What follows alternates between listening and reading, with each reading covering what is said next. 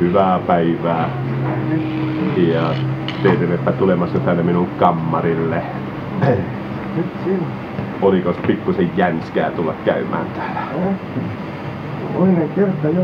No kun mietin, että ollaan nähty ennemminkin ja ootas, nyt täytyy oikein tuumata, me ollaan nähty. Olikos niin, että sinun koti oli siellä Kiinassa? Ei ollut Kiinassa. Ootas, nyt täytyy miettiä vielä toisen kerran. Asutko sinä nyt sitten siellä Afrikassa? Ei sielläkään, no voi rähmä. No sit siinä ei kyllä jää muuta vaihtoehtoa kuin että Hämeenlinna. Niin oliks siellä? No niinhän se oli. Istu tähän viereen ja hyvää päivää. Iskä vois kepsahtaa tälle toiselle puolelle ja tuppas vähän lähemmäksi ja sitten voitais naureskella.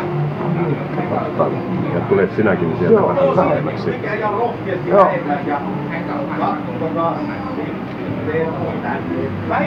Ja nyt vähän hymyä tänne päin.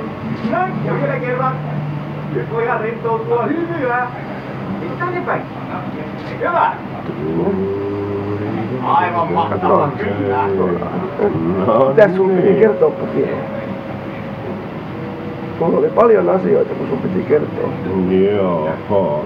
Miten se mulla piti ihan ensiksi kysyä semmoista juttua, Ronan, että kun sinä oot kasvanut niin isoksi pojaksi, niin otetaan vähän mittaa, nousepas seisomaan joukossa, katsotaan ja käänny vähän tänne päin, niin lasketaan 1 ja 2 ja 3 ja 4 ja 5 ja sitten aika melkein 6. Montako vuotta olet nyt?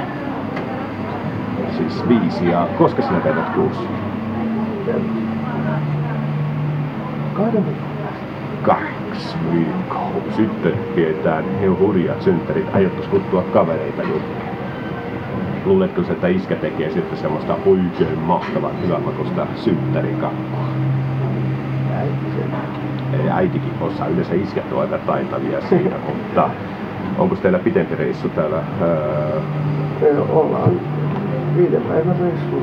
No niin. Onks ollut onks ollut kiva reissu tähän mennessä? Sekos missä sä olit teillä? Mitä sä olit katsomassa? Olitko sinä katsomassa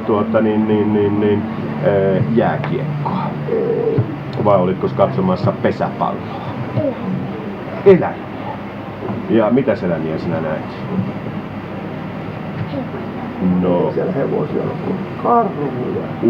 Mahtavaa. Jäätelökarhun näit.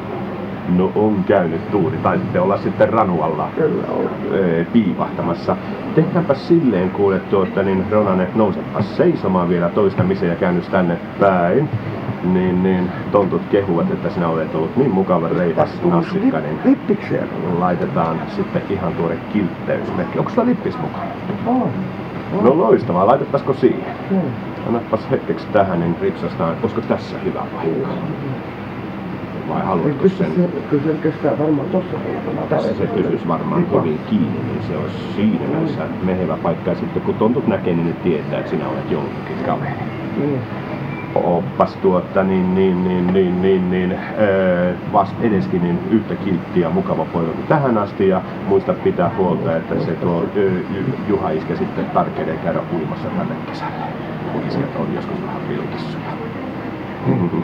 Oikein mukavaa tulla tuossa kesää. Kiitos samoin. Heippa rallaa.